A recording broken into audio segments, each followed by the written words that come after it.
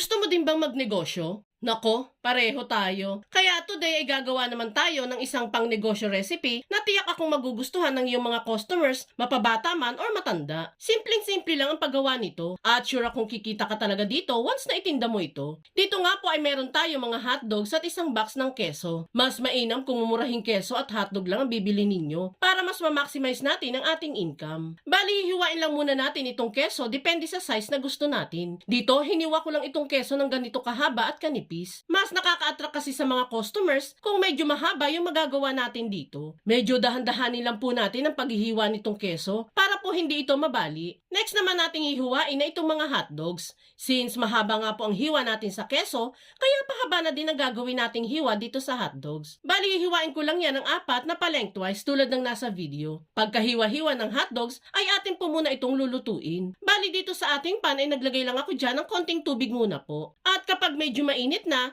ay pwede nang ilagay dito yung mga nahiwa-hiwang hotdogs. Mas mainam kasi na pakuluan muna natin ito para hindi sumakit ang tiyan ng mga batang kakain ito. May iba po kasing bata na masela ng tiyan pagdating sa ibang pagkain. Kaya para makasigurado tayo, pakuluan muna ang mga ito bago ulit lutuin mamaya. Bale, pakukuluan lang naman po natin yan ng 2 to 3 minutes dito sa tubig at kapag bahagya na yung naluto ay pwede na natin yung hanguin isa-isa. Sa part na to guys, gagawa naman tayo ng butter mixture na pang-coat sa keso at hotdogs. Dito sa ating bowl ay pagsasama-samahin lang natin ang 1 cup ng all-purpose flour, 1 teaspoon ng garlic powder, 1 teaspoon ng pamintang pino, at itong paborito ng kapitbahay mo na chismis.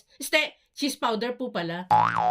Isang maliit na sachet lang po ang ilalagay natin ditong cheese powder guys. At sa garlic powder naman po, kung wala po kayo niyan, pwede naman pong wag nang maglagay. Halo-haluin lang muna natin ang mga dry ingredients dito. Then saka natin yan lalagyan ng paunti-unting tubig hanggang sa maging butter mixture na ito. At habang nagtatansya tayo ng tubig, gusto ko lang muna magpasalamat sa masusugid nating taga-subaybay na sila Ma'am Lorna Santos ng Laguna, Ma'am Lorena Limsik ng Eastern Samar, at Sir Mario Menjola ng Laguna. Maraming salamat sa walang sawang panunood, Ma'am and Sir. Dito guys, makikita ninyo na di natin masyadong nilabnawan yung butter mixture natin. Ito po ay para mas dumikit pa ng maigi yung butter mixture natin kapag i-coat na natin yung keso at hotdog. Once okay na tayo sa paggawa ng butter mixture, ay i-coat naman natin ang keso at hotdog dito sa harina. Mas mainam kung i-coat muna natin ito sa harina para mas maging makapit yung butter mixture na i-coat natin dito mamaya. Then after makoat sa harina, ay pwede na nating i-coat yan dito sa butter mixture. Coat lang nating maigi yung keso at hotdog sa ating butter mixture.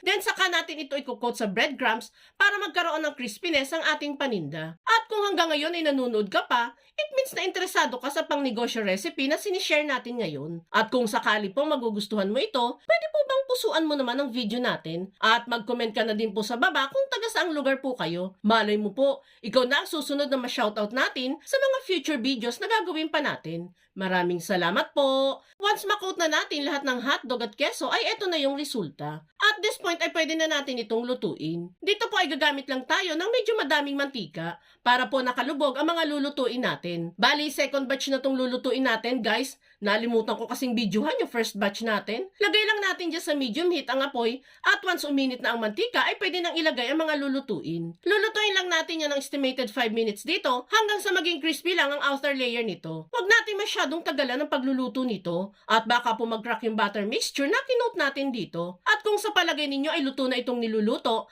ay pwede na natin yang hanguin isa-isa.